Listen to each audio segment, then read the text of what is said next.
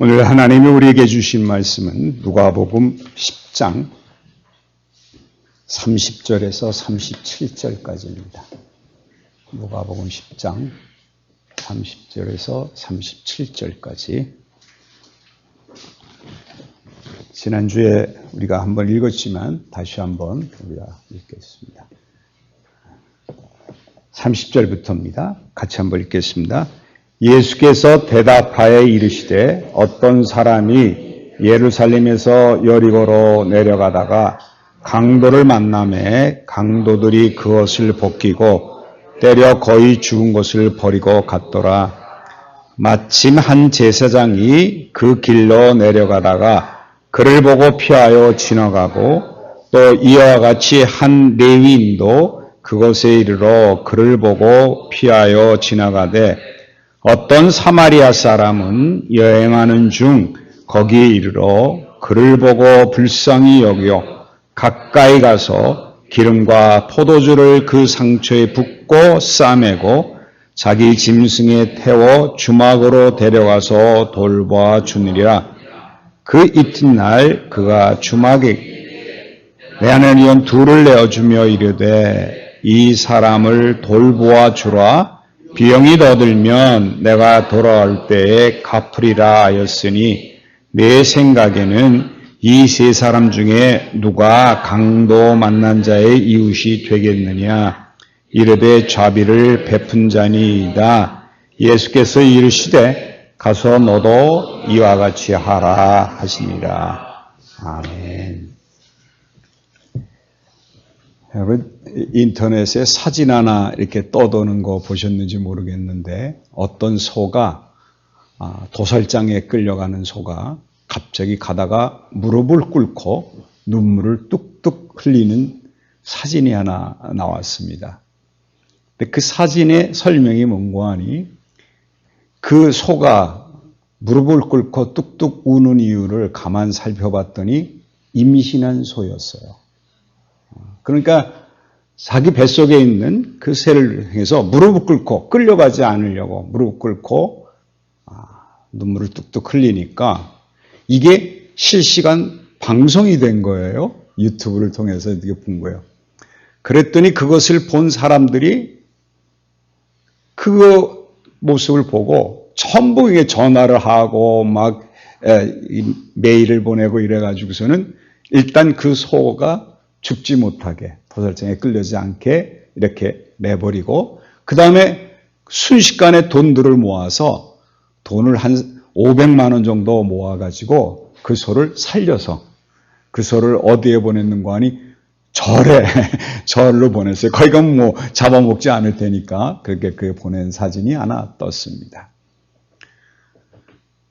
짐승이 죽어가는 거, 그 안에 임신한 소가 있다는 걸 죽어가는 걸 보면 사람들이 이렇게 마음을 동하는데 지금 우리나라도 가만 보면 사람이 죽어가는 거 보고 그냥 놔두는 경우들이 허다하죠. 이걸 우리가 사실은 오늘 지금 본문에 의하면 거반 죽게 된, 그냥 죽어서 죽은 사람이니까 말도 못하겠죠. 그렇죠? 말도 못하고 그러니까 아무 소리도 못하는데 제사장도 지나가고 레위인도 지나갔습니다. 많은 사람이 그냥 지나가요. 왜 그러느냐 그런 거예요. 왜 지나느냐. 그래서 한번 그 프린스턴 대학에서 여러분 프린스턴 그러면 거기 신학대학이 굉장히 유명한 대학이죠. 거기서 한번 실험을 했답니다. 어떤 교수가 설교를 준비하라고 시켜서 설교를 한 편씩 와서 이제 학생들 보고 와서 설교를 하라고 준비를 시킨 거죠. 몇 시까지 와서 설교를 하라. 근데 이제 그들이 이제 준비를 하고 설교를 준비하고 이제 오는 도중에 교실로 오잖아요. 그 오는 복도 가운데 그냥 어떤 사람 하나 쓰러지게 놔둔 거예요. 그래서 놔뒀는데 그 신학생들이 지나가면서 전부 정신이 어디에 팔렸는가 하니 자기 설교한 거를 이제 설교해야 되잖아요. 교수 앞에서. 그러니까 거기에 잡혀가지고 쓰러져 있는 사람을 못 보고 다 지나간 거예요. 사람이라는 거는요. 어떤 한 곳에 무언가가 쏠리게 되면 그런 것들을 다 눈에 보이는 것들이 실제적으로 보이지 않는 것 같아요. 그게 방관자 효과라는 말을 많이 씁니다만은 제가 미국에 살 때 어떤 분이 얘기하는 얘기를 하면 재밌는 얘기를 들었습니다. 자기가 매일 아침에 미국 같은 경우에는 이렇게 쓰레기를 모았다가 항상 앞에 쓰레기 수거하는 데가 있습니다. 거기 갖다 넣어야 되거든요. 그러니까 이 부인이 남편에게 여보 나가는 길에 아침마다 나가는 길에 그 쓰레기 봉지를 가지고 거기다가 갖다 놨으면 좋겠다라고 얘기를 했는데 한 번도 안 하더래요. 출근 안 하고 바빠서 그런지 모르지만 안 하더랍니다. 그래서 하루는 속상해서 쓰레기 봉지를 묶어가지고 문 앞에다 놨답니다. 문 앞에 놨대요. 그러면 어떻게 해야 돼요? 당연히 보고 집어야 되잖아요. 넘어가더래요, 그냥. 사람이라는 건요, 자기가 관심이 없으면, 자기가 관심이 있는 것에 집중하면 그거 하나에 다른 건 보이지 않는 경우가 많이 있습니다. 사실 우리가 예수 믿고 산다고 하면서도 내가 어느 곳 하나에 소원이 있게 되면 그것이 이루어지지 않게 되면 모든 것들이 다 보이지 않아요. 그래서 우리가 예수 믿으면서 정말 중요한 것은 제가 늘 여러분에게 말씀드린 것은 눈을 들어 하늘을 봐라. 다시 말하면 하나님을 바라보라는 얘기를 그렇게 여러분에게 설명을 하지만 말로는 설명을 해서 여러분 하지만 여러분이 와서 이 교회에 와가지고 정말 구하는 것이 다르게 되면 눈을 들어서 하늘을 보는 게 아니라 나에게 닥쳐진 그 환경과 나에게 닥쳐진 그런 거에 죄송합니다. 이게 말이 헛갈 정신이 쓰이면 하나님을 보지 못하기 때문에 제가 늘 말씀드린 건 세상의 문제를 보지 말고 나에 닥치는 환경을 보지 말고 오로지 여러분 하나님 한 분만 바라보시면 하나님은 우리를 돌보실 뿐만 아니라 오늘 교동문에서도 읽으듯이 우리의 모든 병을 고치시고 우리의 생명을 건져주신다는 거예요. 그건 누구의 손에 달려 있어요? 하나님 손에 달려 있습니다. 세상을 바라보지 마세요. 세상에 무엇이 제가 얼마 전에 잠깐 TV를 보니까 지금 우리나라가 마약 청정국이라고 그랬었는데 지금 마약 청정국이 아니죠. 뭐 연예인들도 마약한다고 그러고 나하고 지금 뭐 마약 때문에 난리인데 지금 21년도 22년도 통계를 내보면 이상하게 마약하는 아이들이 청소년대 10대 20대가 34%나 된다고 그럽니다. 심각한 얘기예요. 몇 년 전에 금방 올라왔다는 거예요. 2배로 뛰었다 그래요. 근데 그들이 왜 마약에 심취할까요? 사실은요, 그 마약을 접하게 되는 거는 이 고등학교 졸업하고 그 나이가 되고 그러면 좀 자유스러워지니까 뭐 클럽이니 뭐 이런 데를 찾아가면 됩니다. 그럼 그런 데 가면 마약을 뿌린대요. 그걸 뿌린다 그러더군요. 낚시하듯이. 처음에는 이게 마약이라고 얘기하면서 이거 먹으면 굉장히 기분이 좋아지니까 너 한 번 더 먹어봐라. 그래서 그냥 처음에 무상으로 주는 거예요. 근데 먹어보니까 기분이 좋다 보니까 점점 거기에 어떻게 돼요? 중독이 되니까. 그 다음엔 돈 주고 사야 되는데 돈이 없으니까 그때부터 이제 도둑질을 하거나 어떻게 하든지 그걸 하기 위해서 모든 걸 다 판대요. 그러다 점점 돈이 떨어지고 이건 맞지 못하니까 이 금단 형상이 나면 그렇다 그래요. 마약을 며칠 못 하잖아요. 그러면 야 이게 마약 때문이니까 이걸 끊어야 되겠다라는 생각보다는 어디에 더 큰 거니? 어떻게 하면 맞을 수 있을까? 그런데요, 참 우스운 게요. 이 병원들이 너무 나쁜 미안합니다. 이런 말씀은 안 돼. 놈자는 안 붙일게요. 어쨌든 그 병원에서 그런 사람이 오게 되면 이 조제해 주는 게 있다 그래요. 그런데 병원이 허술하고, 이 사람들은 안 됩니다. 마약하는 사람은. 병원이 허술하고 좀 쓰러져 가고 잘 안 되는 병원을 찾아간답니다. 찾아가서 얘기하면 이거는 의약품이니까 마약 성분이 있는 건데 이건 함부로 조제하면 안 된다 그러는 겁니다. 마약이니까. 그런데 이 의사가 돈벌이가 안 되니까 그런 사람이 오면 그냥 써준대요. 써주고 약국 가면 그 약해서 그거로 마약을 한답니다. 한 번 어디에 빠지게 되면 사람은요, 중독이 되면요, 거기에 끌려가는 게 사람이에요. 처음에는 호기심으로, 처음에는 그냥 주니까 한두 번은 이렇게 되지만 그것에 중독이 되면, 완전히 빠지면 세상을 잊어버리는 거예요. 하나님도 잊어버리고 아무것도 없는 거예요. 여러분, 교회 나와서요, 예수 믿는다고 하면서 여러분이 세상 거에 한번 빠져서 처음에는 뭐 그게 좋으니까 또는 그것을 좀 더 나를 편하게 하니까 이런 식으로 하다가 한 번, 두 번 거기에 빠지게 되면 그거에 중독이 되면요, 빠져나올 수가 없어요. 저는 여러분에게 말씀드립니다. 아까도 말씀드렸습니다.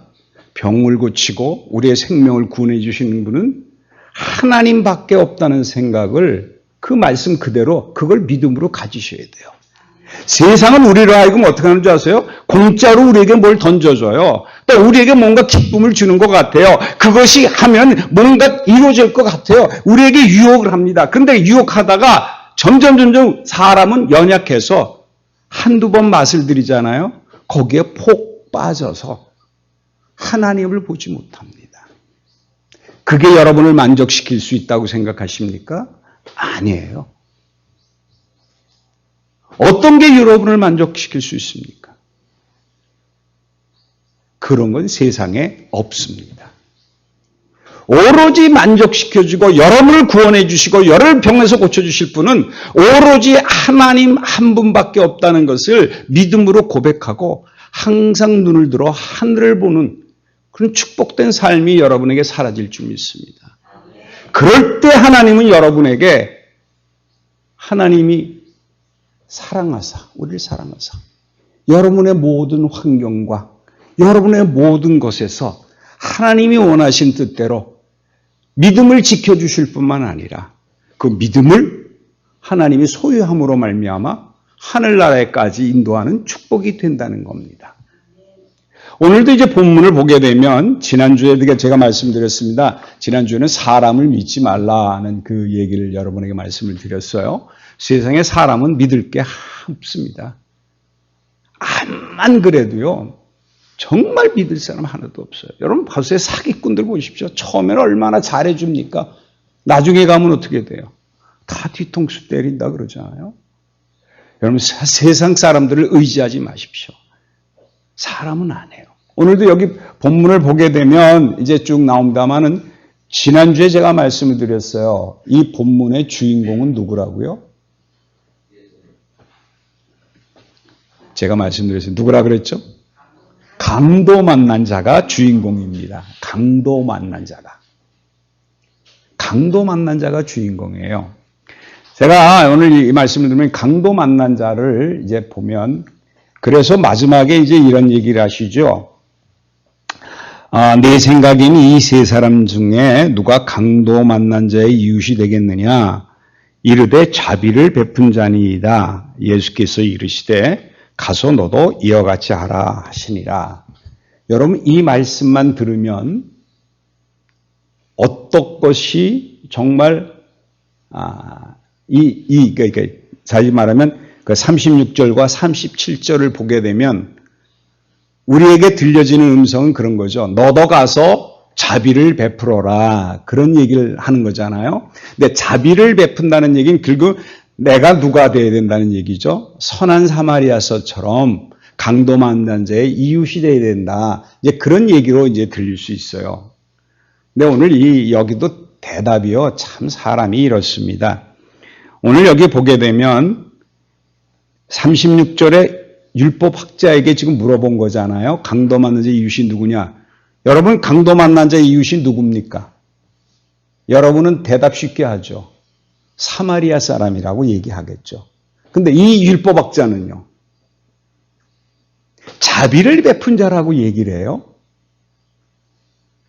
왜 사마리아 사람이라는 말을 안 쓸까요? 이 당시에 사마리아 사람은 이스라엘 사람들이 개같이 여기는 민족이에요. 사실은요, 이 사마리아 사람도 똑같은 이스라엘 사람입니다. 북이스라엘, 남유다 이렇게 갈라져 있었지만 어쨌든 한 무리에서 나온 이스라엘 사람들이에요. 다 이스라엘 사람들. 그런데 왜 이 북이스라엘에 사는 사람들을 사마리아 사람이라 그러고 같은 동족인데도 불구하고 그 사람들을 이방인 정도가 아니라 개같이 여겼어요. 왜 그런지 아세요? 이 사마리아 사람은 어떻게 됐는가 하니 사실은 아수르 왕이 아수르한테 북이스라엘이 점령을 당합니다. 점령을 당할 때 이 왕이 거기 이스라엘 사람들을 다른 나라로 다 흩어버리고 그리고 그 아수르 사람들을 갖다가 거기다 둬가지고 혼혈을 만들어 버렸어요. 그러니까 이스라엘 사람들이 뭐라고 생각하는 거 아니 저건 순수한 혈통이 아니라는 거예요. 이방인하고 혼합됐는데 저건 하나님이 버리신 족속이기 때문에 우리가 개같이 여긴다 그러면서 그들을 아예 무시해버렸어요. 그러니까 무시해버렸는데 그 정도가 아니라 나중에 이 유다 땅에 베들레헴에 예루살렘에 성전을 건축할 때 그거를 방해한 민족이 어딘가 하니 사마리아 사람들이었어요. 그러니까 이 밑에 있는 유다 사람들은 어떤 정도가 아닌가 하니 아주 개같이 원수같이 여기고 사마리아 사람은 사람으로 생각하지도 않았어요. 그런데 그런 사람이 자비를 베푼 자라고 하니까 입에서 감히 뭘 못 내요? 내가 어느 정도인데 율법학자잖아요. 그리고 자기는 하나님 잘 믿는 자니까 내가 내 입을 통해서 무슨 사마리아라는 사람을 어떻게 얘기해? 이런 식으로 지금 나오는 거예요. 그러니까 이 사람은 자비를 베푼 자이다 하는 얘기 마음가운데는 나는 그 정도를 한다. 그런 의미를 가지고 있는 뜻이거든요. 여러분 어떻습니까? 여러분 믿음이 좀 있다 그러면 여러분이 개같이 여기는 사람들 아니면 원수같이 여기는 사람들을 위해서 축복해 주실 수 있습니까? 못하시죠? 왜? 나는 하나님 잘 믿는 자니까 나만 축복해 줄 거야. 여러분 조심하셔야 될 일이에요. 원수는 하나님이 갚아주시니까 물론 하나님께 맡기면 되지만 그 원수를 저주하거나 그 원수를 적으로 봐서는 안 되는 거예요. 왜? 우리에게는 하나님이 우리에게 주셔서 자비를 베풀 수 있는 마음을 하나님이 우리에게 주시지 않으면 우리는 베풀 수가 없는 자입니다. 오늘 여러분 그러면 여기서 예수님이 지금 말씀하시기를 이웃이 누구냐? 이게 사랑하라. 그러니까 그것이 다 율법의 완성이라 그랬으니까 이 사람이 지금 가서 자비를 베풀면 그러면 이 사람은 구원받았다는 얘기일까요? 그러면 구원받는다는 얘기일까요? 여러분 본문을 있는 그대로 하면 예수님은 그렇게 얘기하고 끝나고 맙니다. 이제 그 다음에 다음 주에 이제 말씀드릴 게 있습니다만은 그때 가서 조금 얘기를 더 하겠습니다만은 오늘 여기서 말씀드리는 거는 오늘 이 본문이 있는 그대로가 아니라 여기에 숨은 뜻이 있습니다. 어떤 숨은 뜻이 있는가 하니 강도 만난 자의 이웃이 누구냐? 자비를 베푼 자이다. 이 말은 뒤집어서 생각하셔야 돼요. 너도 가서 그렇게 행하라 하는 얘기는 다시 말하면 지금 이 율법학자가 누구가 돼야 되느냐? 구원을 받기 위해서는 너는 강도 만난 자가 되어야 된다는 의미가 있습니다. 여러분, 우리가 구원받기 위해서 율법을 지키기 위해서 하나님을 사랑하고 이웃을 사랑하는데 이것이 우리에게 이루어질 수 있느냐? 이루어질 수가 없어요. 여러분 율법학자가 이렇게 질문했을 때 예수님 말씀하셨잖아요. 제사장도 그냥 지나가고 레위인도 그냥 지나갔어요. 그러니까 율법학자도 거기에 속한다고 볼 수 있지 않습니까? 그러니까 이미 율법학자는 이 선한 사마리아 사람이 될 수가 없는 존재예요. 예수님이 예를 들었어요. 너도 가서 베풀라 그랬는데 이미 이들 마음속에는 없는 거예요. 그래서 오늘 예수님이 역설적으로 얘기하시는 건 뭔가하니 너도 사마리아 사람 같은 이웃을 둬야 된다는 의미가 더 큰 겁니다. 사마리아 사람 같은 이웃을 둬야 되는 거예요. 그러니까 누구를 만나야 돼요? 예수를 만나야 된다는 거예요. 예수를 만난다는 거예요. 율법 가지고 안 된다는 거예요. 정말 필요한 건 뭐냐? 예수를 만나야 된다는 거예요. 여러분, 우리가 믿음을 가지고 사는 것이 율법 합격처럼 또 나가서 열심히 봉사하고 자비를 베풀어서 선한 사람 이래서 구원받는 거 아니에요. 어떻게 해야 돼요? 예수를 만나야 돼요. 여러분 이 자리에 앉은 여러분 예수님 만나셔야 돼요. 예수님 잘 믿어야 돼요. 여러분 안에 있는 예수가 아니면 여러분 구원받을 수가 없습니다. 세상에 어떤 것도 안 돼요. 오늘 제가 강도 만난 자의 중심으로 말씀드리면 그렇습니다. 지금 강도 만난 자가 어떤 사람인가 하니 지난주에도 말씀드렸어요. 예루살렘 성에서 여리고로 가다가 그러니까 예루살렘 성에서 살았다는 얘기는 하나님 품 안에서 잘 살던 사람이죠. 근데 이 사람이 어디를 향해서 가는 거 하니 예루살렘이라는 것은 하나님이 저주해서 버린 이 땅인데도 불구하고 그것을 향해 가서 거기에서 무언가를 얻기 위해서 지금 내려가는 형편에 있습니다. 제가 왜 이 말씀을 드리는 거 하니 여러분 아담과 하와가 에덴 동산에서 쫓겨날 때 하나님이 말씀하셨죠. 너 때문에 땅이 저주받는다는 말을 씁니다. 그러니까 이 땅이 어떤 거예요? 저주받은 땅이에요. 이 세상은 저주받은 땅입니다. 누구 때문에? 나 때문에. 그러니까 내가 저주받은 데에서 살 수밖에 없는 게 나는 죄인이니까 하나님을 떠나서 하니까. 그래서 여리고성이라는 것도 하나님이 이미 버리신 땅이에요. 거긴 사람이 살 수 있는 게 아니에요. 그런데 사람은 어디로 글로 향해 가는 거예요. 근데 그 가는 길이 어떻다고요? 꼬불꼬불하고 산길이라 그랬잖아요. 험한 산골짜기예요. 사망의 음침한 골짜기입니다. 곳곳에 강도가 있어요. 강도는 지금 우리에게 뭘 노리느냐? 우리가 가진 걸 모두 뺏기를 원합니다. 사탄은 우리에게 모든 걸 뺏어요. 자, 지금 이런 세상을, 지금 우리는 다 그런 사람이거든요. 왜? 지금 이 세상 살아가고 있으니까. 근데 그 세상을 향해서 세상에서 뭔가 얻으려고 그러고 세상으로 만족하려고 가려고 내려가는데 그 길은 험악하고 죽음이 있고요. 강도가 사방에 끌려 있어요. 여러분이 아무리 다 번다고 해도 이 세상 다 보세요. 여러분 어떻습니까? 돈 많이 버셨다고 해도 어차피 세상을 떠나게 되면 다 놓고 가는 거예요. 다 썩어질 것밖에 안 해요. 이 몸은 또 어떻습니까? 몸 가지고 갑니까? 흙으로 돌아가고 말지요. 세상은 우리에게 녹록하지가 않습니다. 지금 보세요. 우리가 이 강도 만난 자를 중심으로 지금 말씀드립니다. 하나님이 우리를 구원해 주시는데 우리 생각에는 제사장처럼 예배를 잘 드리고 하나님 잘 섬기면 우리를 축복해 주시고 구원해 주실 거로 그런 믿음을 가지고 사는 경우가 있습니다. 그게 제사장이에요. 근데 그 제사장이 우리를 구원하나요? 나를 구원하나요? 구원하지 못합니다.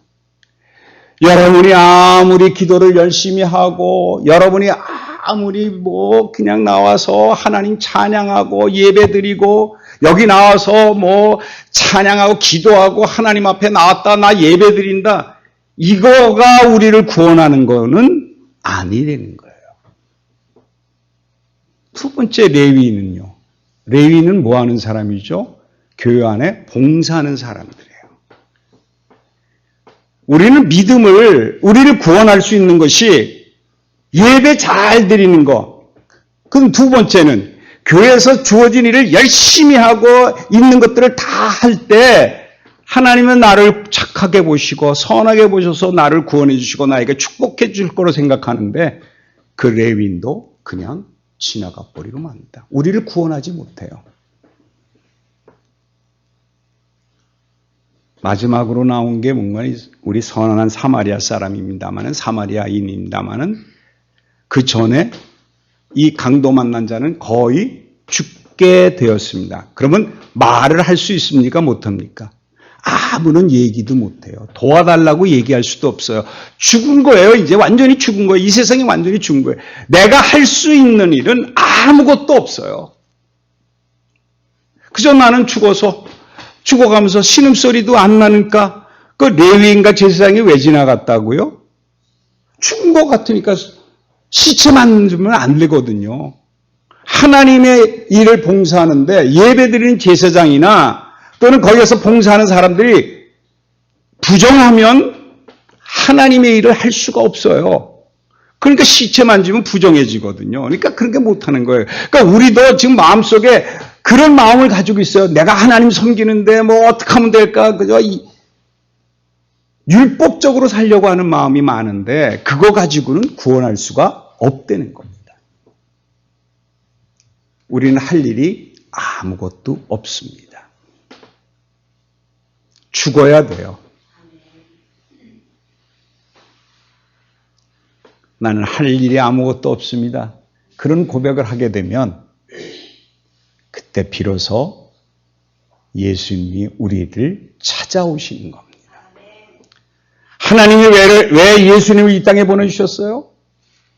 우리가 지금 죽어서 아무것도 할 수 없고 어떻게 구원받을 수 있는 길이 없으니까 예수 그리스도를 이 땅에 보내주셔서 예수님의 죽음이 우리의 죽음을 가지고 가셔서 우리 죄와 함께 죽어버리셨기 때문에 십자가의 죽음이 내 죽음이 됐기 때문에 그때 비로소 성령을 나에게 주심으로 새 생명을 얻어서 영생을 얻은 여러분이 된 거예요. 예수님만이 여러분을 구원할 수 있고 여러분을 건져주실 수 있는 분이에요. 예수님은 우리에게 오셔서 우리를 어떻게 해요? 죽은 자를 당신이 타야 될 말 대신에 우리를 거기다가 태워주시고 그리고 기름과 포도주를 발라서 우리를 치료해 주시고 치료해 주실 뿐만 아니라 우리를 다시 오셔서 우리를 맞이해서 하늘나라까지 인도해 주실 거라는 거예요. 여러분, 나는 죽었다고 고백하셔야 돼요. 그럼 그때 비로소 하나님이 일하십니다. 여러분이 일하려고 하면 안 돼요. 모든 게 다 마찬가지입니다. 그런데 우리 예수님이 어떤 분이신가 하니 오늘 여러분 그 말씀이 있습니다마는 어디에다 데려다 줬습니까? 주막에 데려다 주지요. 우리의 쉴 곳을 마련해 주실 뿐만 아니라 2달란트를 주셔요. 여기 2데나리온이라 썼죠. 네. 그 데나리온은 한 데나리온이 하루 품삯이라고 그럽니다. 그런데 왜 2데나리온밖에 안 줬을까 하는 겁니다. 2데나리온을 주셨잖아요. 그죠? 갔다 언제 오실지 모르는데 2데나리온이 있는데 결국은 왜 2데나리온이었느냐? 하나는요, 이 땅에 살면서 우리에게 먹을 거를 허락하시고 우리에게 모든 것을 허락하시는 이 땅의 것을 주신 거예요. 그러니까 여러분, 하나님은 우리에게 예수 그리스도를 보내셔서 여러분이 예수 그리스도를 만나서 예수 그리스도와 함께 구원받은 자가 되면 하나님은 여러분이 먹고 마시고 입고 자는 것을 책임지실 것을 우리에게 베풀어 주시는 분이에요. 주막이 준 게 아니라 누가 줬어요? 예수님이 주고 갔어요. 하나님이 주신 거예요. 그러므로 여러분 이 땅에 살면서 걱정하실 거 없어요. 무엇을 먹을까 무엇을 입을까 걱정하지 마세요. 하나님이 이미 우리에게 다 허락해서 주셨어요. 뭘 마실까 뭘 입을까 염려하지 마세요. 이 땅에서 어떻게 살까 걱정하지 마세요. 왜? 하나님은 다 치료해 주셨잖아요. 기름을 바르시고 포도주를 바르셔서 예수 그리스도의 피와 성령의 감화를 통해서 우리에게 모든 병을 낫게 해주시고 그뿐만 아니라 이 세상에 살면서 먹고 사는 문제, 이 문제를 다 책임져 주시겠는 거예요. 한 달란트는 그걸 의미하고요. 나머지 한 달란트요. 우리에게 생명을 책임져 주시고 우리의 영혼의 만나를 주시는 매일매일의 양식을 의미합니다. 말씀을 의미해요. 그러니까 하나는 육신의 것을 얘기하고 한 달란트, 한 데나리오는 하나님의 영적인 것을 공급해 주시겠다는 그 책임져 주시겠다는 의미가 있습니다. 그러므로 여러분 내가 할 일은 아무것도 없어요. 여러분이 그저 나는 죽고 그리스도와 산다는 고백이 있기만 하면 모든 것은 누가 책임져 주시냐? 하나님이 책임져 주십니다. 세상에 먹을 것뿐만 아니라 하늘에 영적인 것도 우리에게 충만하게 하셔서 우리를 하늘에까지 올리실 때까지 우리를 보호해 주시고 예수님이 다시 오실 때 내가 오면 다시 너희들에게 지급해 주겠다고 말씀하신 게 뭐예요? 모든 것들을 누가 책임져 주시겠다는 거냐? 하나님 홀로 책임져 주시겠다는 거예요. 그러므로 여러분 예수 그리스도를 만나야 돼요. 여러분의 이웃이 누구냐? 다시 말하면 내 이웃이 누구냐 이거예요. 여러분의 이웃이 누구냐는 건 내 이웃이 누구냐는 거죠. 내 이웃은 누구밖에 없어요? 사마리아 사람밖에 없어요.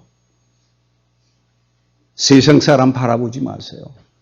제사장이라고요? 레위인이라고요? 제사장은 또 병도 고치기도 하죠. 병을 관할까지 합니다. 그 사람이 죽은 사람 살리지 못해요.